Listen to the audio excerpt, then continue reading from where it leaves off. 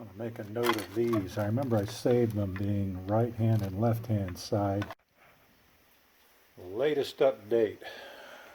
So, put a Kilmat all over the place, and got some Dynapad to cut down on the road noise. I'm not going to put much up front, but this was just one roll. You know, it's not very much, but anyway, I knew that anyhow. I've already used it, but I am going to put it underneath this seat and probably up along the back here, and that's it.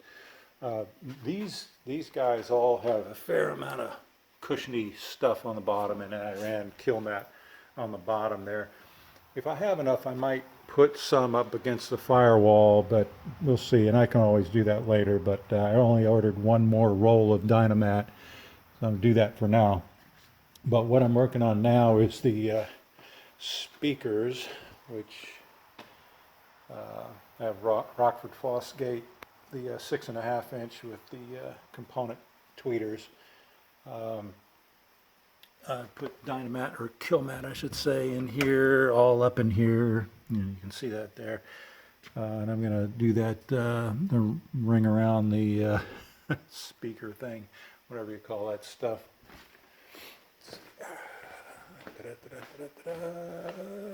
Soundskins. And about the placement of the amp, I intend to put it on the first floor before the trifold, underneath the trifold, up center there.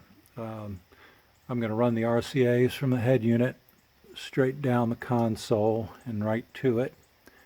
I'm going to run the left-hand crossovers on that side and the right hand on that side. I know people like to run it all on one side. You know, I'm not sure if that's some kind of technical big deal. I don't see why it would make any difference, but to me, I'd rather just run it down here so I don't have to come down, then run it all through there and try to do all that. So I'm going to run about 16 feet, plenty of extra down each side, and I'll have plenty of cable left over to come and do the rears, connect to the crossovers and to the woofers and tweeters. So that's the plan. Hopefully that's how it works out. So we're at the attempt to run the cable through the door into the passenger area, through the grommet, of course. I just thought I'd use regular packing tape to start with. If it's really hard to get through, I'll put a little bit of dish soap or something. Okay, grommet has been a problem, so I haven't been able to get anything but the wire, the coat hanger, to go through there. The wire slid back, so I opened this up a bit and come to find out that it's all like that. It's a plug-in. So, but there is this guy right here, and I could tell from the inside it's just a blank area right there too. So ideally that's where we want to go in, but I would have to pop a hole through there. So and I think the wire would have gone through here or here. Now what I can do is first check to see if that's true. If I can get the wire through there, I could probably just feed it through right now. And I'm hoping, I'm talking about right here. I'm going to try that right now so I don't have to mess with this business up here.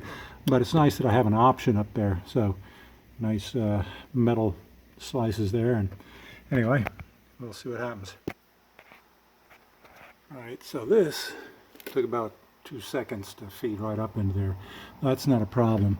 So I'm going to continue to try to feed it up by hand right into that little corner there, right there, and see if it'll go through. So give me a minute, just can't do the camera at the same time.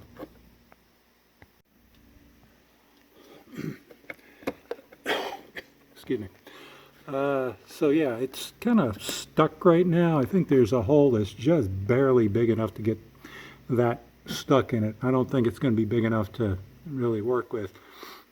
I could either try to bore it open a little more, or I could just go through here, and I'm kind of leaning towards this. I'm going to go in and feel on the other side again. I just got to see if there's if at this angle I can drill or do something to open a hole here. So we'll see. But this is more of a pain than I had hoped it would be. I'm really worried about the other side now, though. But we'll get to that. All right, so oddly enough, I just kept kind of pushing on this hard, and then as I reached in from this side, I could actually feel it. So this has come through. There's just enough space to barely get this through, which is why the coat hanger and this were never going to fit. So, and the coat hanger in this case is not needed. You know, as long as you have this open, you can kind of push it through. Now I can pull it through from the other side, and since it's going against plastic, I'm not worried about that tightness too much. You know, it's not on bare metal or anything. So this I'll be able to pull in, and I'll do that in a second. I feel very fortunate that this is there. This is 16 gauge wire, by the way. The 14, I seriously doubt it would go through. You might be able to enlarge the hole a little bit, I'm not sure, but I'm glad I didn't do too much pushing. I didn't expect this plug. This is not what I expected here, this you know, whole thing, and I could have been damaging these wires right here. And I'll take a quick, you know, look at them too with the flashlight to be sure I haven't. But that's, well, learning experience, so it's good that, you know, if you can watch me make my mistakes and not do them yourself. I need another hand. All right, continuing from here. All right, success. So here we have the speaker side and this guy. I pulled it considerably further than where I think the crossover is going to go, which is right here, and rather right here. While the wire is not hitting metal here, there is a secondary, this chunk of metal that it's just kind of resting on top of, and I'll probably just put some tape over that. You know, it's just sitting on top of it. So I also didn't just drag it through. I kind of pulled it over with my right hand as I was tugging to keep it from scraping on this chunk of metal. So over time, if it's just resting there, I don't know if it probably wouldn't be any problem at all, but I'm going to put a piece of tape up there anyway, just so it's not bare metal. So there's that one. I'm going to you know, make the cut here at about 4 feet and go do the other one. Okay, and this side has pretty much the same deal going on, except that I think the hole is more on that side, on the far side. Took a little piece of wire and I was able to stick it in there, but it's I don't think I can get my hand in through all this brake junk. I was really hoping that I could just fish this through. So I'm really strongly thinking about popping a hole through this top blank part, if I can figure out how to do that easily enough. So, but this hole is here if it's kind of a fallback. But again, I think I'm going to try to go up through here. I'm going to leave this there for the moment and see if I can see through there. Seems like before I could look through this hole in here and there was something. I could see the wires and stuff.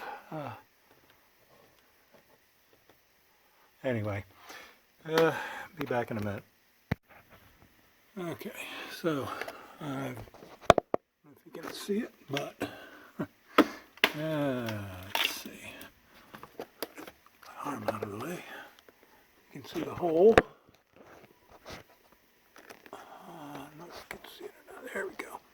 Yeah, so I just drilled that hole with this guy. I took it slow, and as I got through, I was trying to shine a light, see if anything was behind there. On the other side, there was not, because I could put my hand on the other side, just blank space, which is the same as here. The only problem with this is to see if this actually will go through into the cabin without obstruction, but this looks like the way to go, and may be the best way to go on the other side as well, even though there's that tight little space in there. So anyway, we'll see what happens. So I was trying to just feed this in and just see if it would shoot over there, and certainly wire is going in, but what it's doing is it's going down inside of here like it did on the other side. You have to get it past this other lip. When I mentioned there was a piece of metal that the wire was resting on top of. I had to reach down and bring it up over this. So I'm sure it's feeding down into here somewhere. So I'm going to have to try to feed it through with the coat hanger. So try it in a minute. Okay, so here's the end. Okay, I put a curve to this thing to have it curving this way. I just fed it through in a loop, and it kind of helped it to go straight through. There's a crisscross of a cut in this thing, and I remember I got my hand up near there before, so here it came out, and I think as long as you keep the wire tight to these, you're not going to obstruct the parking brake or anything like that. So what I'm going to do is hook the wire on and suck it back through, hopefully, as long as I have that through there. So anyhow, that's what we're going to try to do. All right, and success. We'll get this through. Thought I'd point out that this is a 5/8. This needs a little bit of tugging from both sides to get it through. I'm just saying a half you might get away with, but 5/8 was better, I think. This is probably the right size to use. And again, I don't really see anything behind there, but your year might be different or whatever. You're on your own as far as that goes. You need to be careful drilling anywhere. And but this seems to be the way to go, and had I did do it again, I would have done it this way on the other side and saved myself a whole lot of time. But getting this boot off is the key to success here. So I'm going to, once again, feed this through the boot here in a minute. So I ended up, reaching this hand up through here, and then my other hand pushing the cord back through here. In retrospect, I should have drilled the hole and then brought the feed, the coat hanger by itself. I wasn't even thinking I was going to get through and then pull the line back through. That's just how it happened. But if I had to do it again, I'd drill the hole and then run the coat hanger with the cord up through here, so I don't have to do this reverse thing. But anyway, it's through. So all things considered, this was one of the really bad parts of this job that I think is over.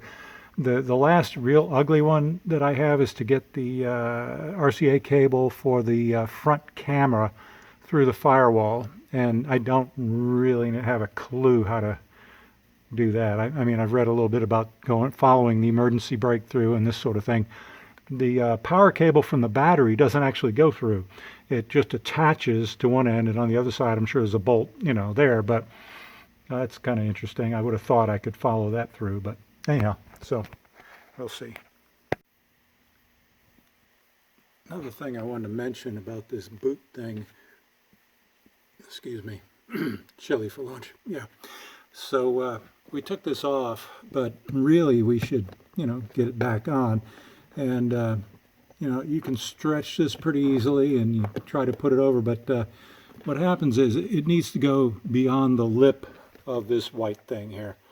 And as you're pulling it over, the white thing smushes towards the door, and then this thing can't really wrap into it. So on the other side, I could get my hand in and push the white thing outward so that I could wrap this around the lip, Now on this side, I don't think I can reach that. But anyway, I can probably just pry a screwdriver up in here and kind of lift it out as I'm bringing it around. That's going to be the plan. But I don't want to just leave this way. It's really not, at least on the other side, it wasn't that hard to get back on there. So it's going to keep dust out and and look normal and not look like this. So I'm going to try to do this right. And that goes for, the whole rest of putting the car back together. You don't want to leave screws out, or at least I don't. I'm going to do my best to make sure that actually the car is better put together than how I found it. It's a used car. Like I said, this thing down here was broken. This piece was just dangling there. Well, I got a little fix it there. I've seen a few screws gone. I'm going to add screws back in there, because part of my complaint with this vehicle, and more than just this car, but is the creaks and all this kind of stuff. And there's a metal flange, if you remember, back on near the wheel well, there's that piece of leather upholstery kind of thing that goes on there. It's just a piece of essentially rusty metal that clips over another piece of rusty metal.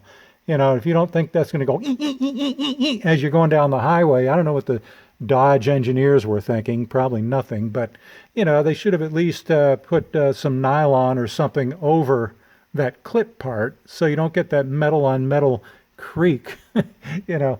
But you've got the opportunity, at least I do. I've taken everything apart, so I'm going to try to, you know, get rid of some of the creaks as I find them. I'll put a little extra padding. You know, the seat over here, when you fold it back, the latch rattles when I'm going down the highway. When I first bought it, I'm going, what is that rattle? It took a little while. I noticed that once the seat is down, the rattle's gone. So there you go. But, you know, going to all this soundproofing trouble, I want to try to make this car better than how I found it. So anyway, just a personal thing. All right, so the screwdriver or pry tool pulling out a little bit and wrapping this thing around seemed to work fine. So we got that both sides back together. Again, I've got my subwoofer wire through here, so I'm going to make a cut here in a minute and proceed with the tweeter wire. Going down was a whole lot easier than going up, that's for sure.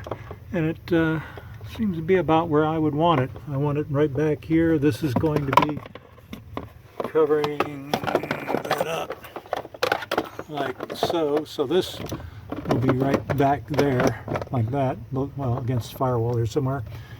And that should work. So now I'm going to do the other side. I'm going to make a cut and give me some extra wire here, but that should do it. And for what it's worth, the weight of it down here, I wanted to actually pull this down, so I'm just stuffing it in there for now. Maybe a piece of tape or something to be sure, but or wrap it around the speaker or something, but it could easily fall out. On the other hand, if it did, you just throw it back down again, so no big deal. Okay, for the right side tweeter, where the wire fell, dropping it down, was straight through here, which I guess probably be fine, but I thought I'd wrap it around this, you see it, metal piece there. I just pulled it behind there, so hopefully it won't be in the way of the glove box. So I'm going to get about the right length and then make that cut.